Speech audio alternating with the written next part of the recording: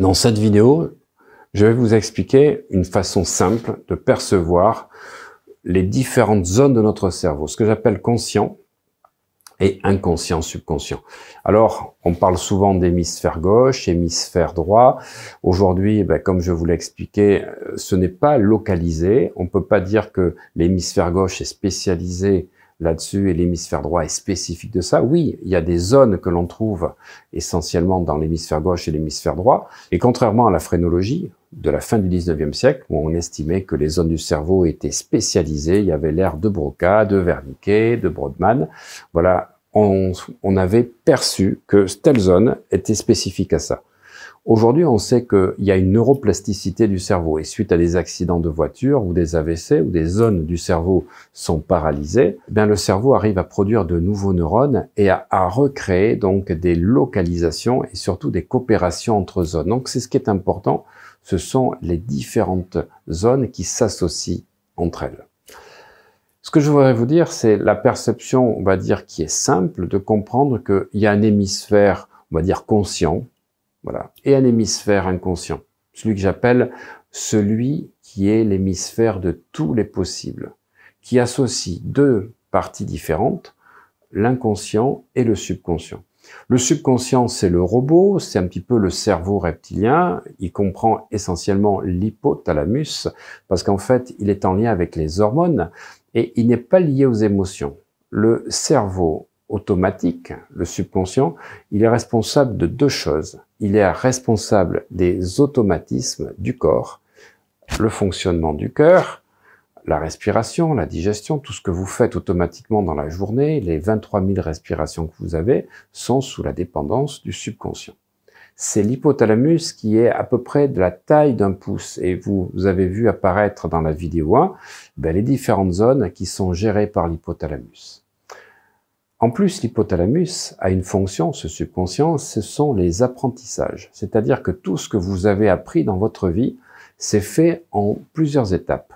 Première étape, c'est une incompétence inconsciente. Vous ne connaissiez pas ses capacités, vous ne savez pas conduire une voiture avant d'avoir pris la première leçon de conduite ou qu'on vous l'ait montré. Vous êtes, première étape, incompétence inconsciente.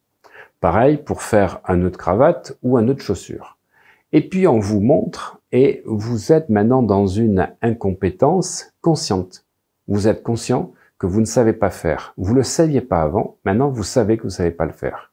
Mais on est toujours dans le mental, on est dans la conscience.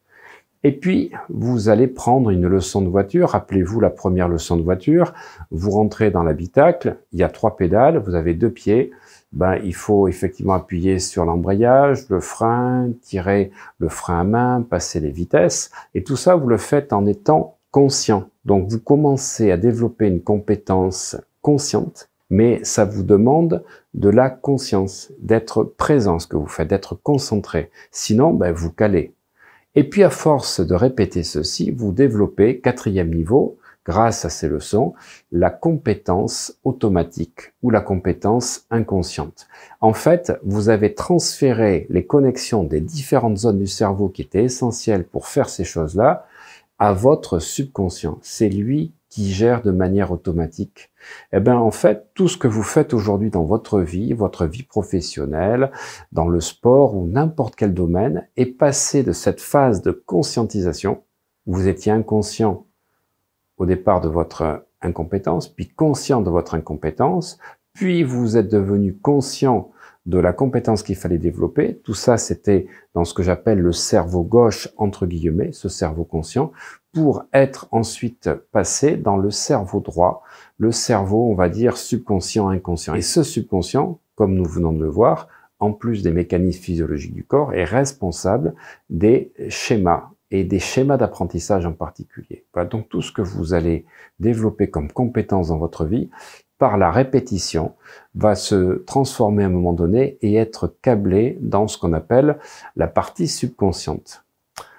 Le subconscient hypothalamus. À côté, vous avez ce qu'on appelle l'inconscient. L'inconscient est une zone beaucoup plus vaste dans laquelle on va trouver le thalamus. C'est pour ça qu'on parle de cerveau thalamique, on parle aussi de cerveau limbique, on parle aussi de cerveau mammalien, de cerveau émotionnel, c'est exactement la même chose.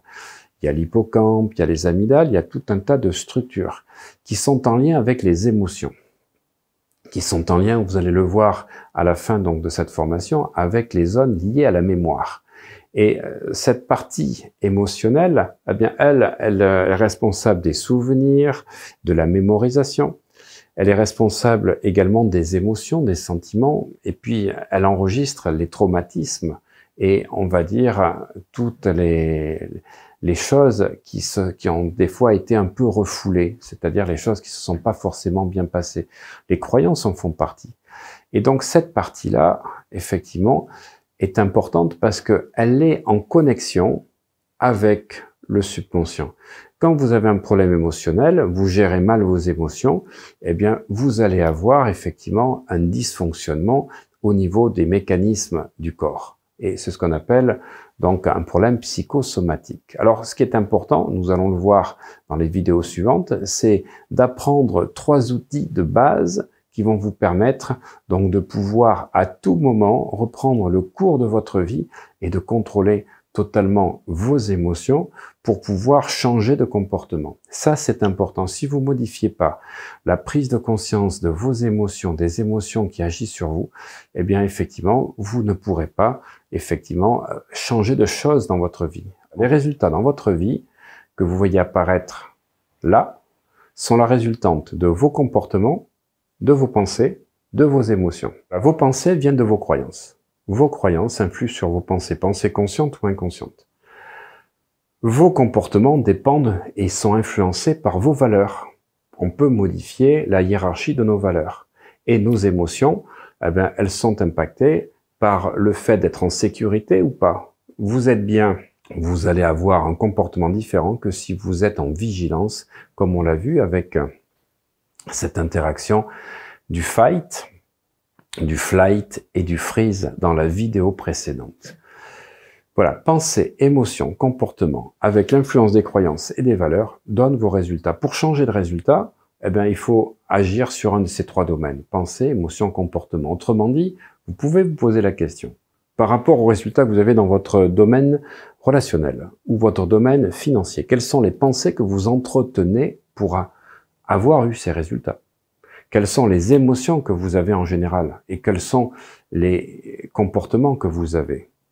Si vous voulez avoir un résultat différent, imaginez le résultat déjà atteint et une fois que le résultat est atteint, eh bien en fermant les yeux, retrouvez les sensations que vous avez quand le résultat est atteint, c'est-à-dire le bien-être que vous avez d'avoir atteint vos résultats, quelles sont les pensées que vous avez dans ce cas-là, quelles sont les croyances que vous avez, et puis quelles sont les émotions que vous avez quand vous avez le résultat atteint, et puis surtout les comportements. Comment vous vous comportez quand vous avez déjà atteint votre objectif? Ben ça, c'est super important. C'est ça qui va changer votre vision des choses. C'est pas de vouloir changer les choses avec juste le contrôle de votre volonté, c'est d'aligner ce que j'appelle les 3 moi. Le conscient, l'inconscient, le subconscient.